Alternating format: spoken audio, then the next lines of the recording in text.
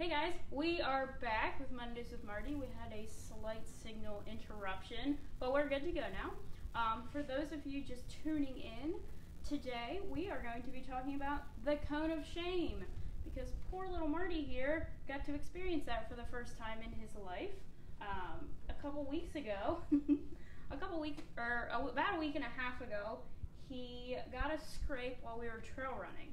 And he didn't really bleed a whole lot, so I didn't notice it, and it was kind of behind his nice furry ruff. So luckily I did happen to bring him into work with me that day, and I noticed that he was licking the same spot for like a couple hours. So I finally got down and investigated. And found, sure enough, he had scraped himself and was in the process of starting a really nice hot spot. So for those of you that don't know, a hot spot is essentially a moist dermatitis on their skin, or at least in some cases, where they lick an area so much or it just doesn't dry well and bacteria starts to grow and it's just a little skin infection. If left untreated, it can get pretty bad, so definitely talk to your vet if you have concerns about a hot spot, which we ended up going and talking to our vet and they cleaned him up. But the big thing with hot spots is you need to keep them dry and you need to keep the dog from accessing them. So as much as I tried to wrap it and keep Marty from licking it, he was bound and determined to get to it. So we introduced the cone of shame. So this was Marty's first experience with the cone of shame. And when you are, or it's actually called an e-collar, which stands for an Elizabethan collar, because in the Elizabethan era, they had those really big collars that they wear around, so that's where the name comes from.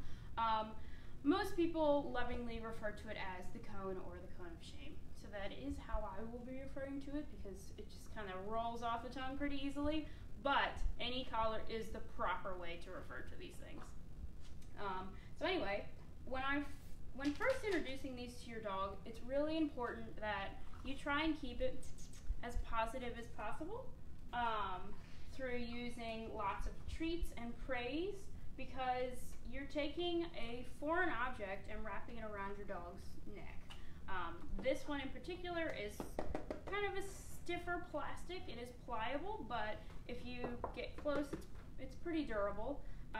He can see through it, but it is interrupting his peripheral vision. And there are some that are softer, that are completely opaque, so they can't see through them at all. There are some donuts where you inflate them and they just wrap around their necks.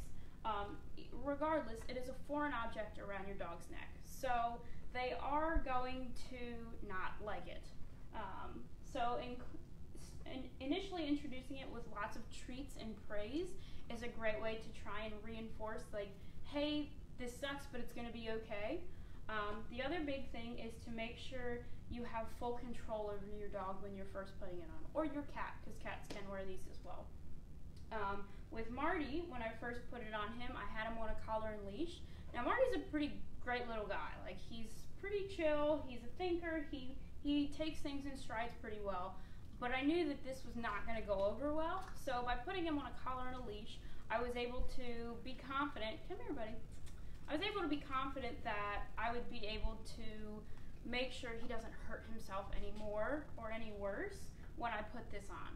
So I put it on, and as expected, he was shaking his head. He was trying to get it off. So by using a combination of the leash, my voice, and treats, was like, hey, it's okay, it's going to be all right, and kind of helped him kind of come to terms with the fact that he now had this plastic thing around his neck and up in his face. So after about 10-15 minutes, he sort of accepted it for what it was. He just sat next to me, and every time he'd kind of offer a calm behavior and just chill a little bit, I'd give him another treat. It took him a while to be comfortable laying down with it. I don't know whether it was a combination of the hot spot on his leg or just this being around his head, but it took him a little while to figure that one out. But eventually we got to the point, within the hour, where I could let him off his leash and he wouldn't, throw a big hissy fit. He pouted pretty much all day. That for sure happened, but I didn't have to worry about him hurting himself. So again, lots of praise, treats, make it positive, kind of helps them understand, like, hey, this isn't super fun, but I'm not dying right now, because that's the big thing. Now, that being said, this is sort of a situation where it's pretty important to know your dog. I know Marty is a thinker. He takes things in stride pretty well, especially if I'm sort of like, hey, you know, it's going to be okay. We're going to work through this together. You'll be all right. Again, stay positive. And I kind of gently pushed him in the you got to get over this type of thing. Not all dogs are like that. Some dogs have a lot of anxiety or they're really going to freak out. So again, that's why it's good to have a handle on your dog. And if you know that you have that type of dog, maybe talk to the vet and they might be able to have like an anti-anxiety solution that will help make that transition easier, because ultimately this is going to help them in the long run, even if there's no way to really explain that to them. So keep that in mind. There were two situations where I noticed the cone really kind of threw him off. One was getting in the car. So we always took it off when we were getting in the car, because when they jump up, the bottom of this cone, here, I'll just pop it on him really quick so that you can kind of see. And hey, with him it's a little difficult because he's got a lot of hair, so that gets caught up in the Velcro. But when he would jump into the car, this part would catch the seats and just stuff around the doors. So I made sure to take it off whenever we'd get in and out of the car. And then steps. It might not be a problem with bigger dogs, but Marty was like the exact perfect height that when he would go up steps and he, lowers his head, as most dogs do going up steps, his cone would catch the step as he was going up. So that one, he just kind of figured out how to work around that on his own. Now he's gotten to the point where he just sort of ignores the cone and has accepted that it's on his head, which is great, just because it doesn't stress him out as much. However, it makes him a bit hazardous for myself, my husband, and our other dog. Case in point, he really wants to go between my legs, and he's going to, even though he has a cone on his head and he doesn't really fit. So you do have to kind of navigate the cone a little bit. Doors were exciting, so I would kind of help compress the cone a little bit around his head so that he could go out the door a little easier. So at this point, he's just kind of accepted it, doesn't really care. I would recommend moving bowls up a level. So his food bowl, I actually used an upside down salad bowl so that he could kind of get over top of his food bowl and the cone could just hang down. He can reach the ground with this, which is kind of comfortable. And then I made sure all of our water had really deep water bowls, because my corner likes to drink a lot at one time. So I made sure they were all really cold so that he could also access water pretty well. The other thing to think about when looking at the cone on your dog is whether they're going to be slow or not. So Marty, thankfully, is not really destructive. Never has been. He'll chew his chew toys, but he's never really been particularly interested in chewing things. However, there are a lot of dogs out there that is not the case. Think about labs in particular to be a good example, that they'll just destroy this. It's unsurprised. So again, keep an eye on your dog. Make sure that they kind of understand, hey, this is something to chew up, and just watch them, because you don't really need them to ingest any of this. And you're paying for a couch. You don't want it to just go to nothing. And then overnight.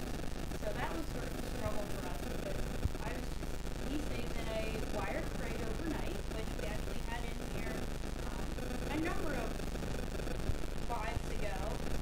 And I am just terrified of sleeping on him overnight, so I would never put the cone on him in a wire crate, just because I don't want something to happen overnight and him be injured or worse. So I started out just wrapping it overnight and putting some magnesium spray on it, except then he decided that bad taste of spray didn't taste so bad anymore, so we had to adjust accordingly, and I actually had a soft pop-up crate that I was putting him in. I was still pretty concerned the first couple nights, because I could live for myself if something happened to him while I was sleeping, but there's far less for him to get hung up on, and he's had no issues. Again, he's a pretty chill guy.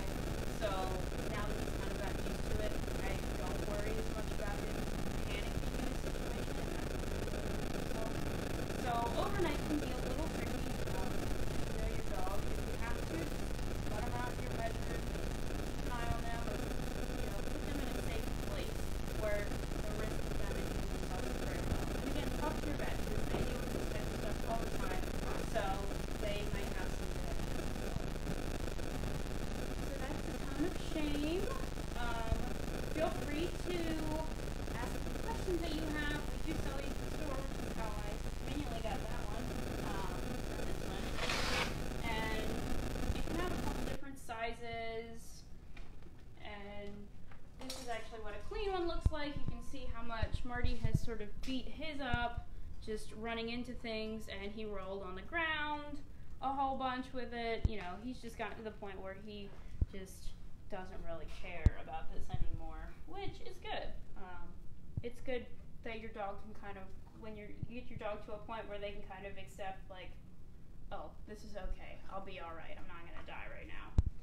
So yeah, that's our cone of shame. Again, if you have any questions, feel free to drop them in the comments. Thanks again for tuning in. Oh, and one other thing, please be careful with your pets this weekend. It is 4th of July, lots of fireworks. Fireworks can be either very frightening to a lot of dogs, causing them to just run in fear, or for all of our gun dogs out there, they might run to the fireworks. We had one that would do that, actually.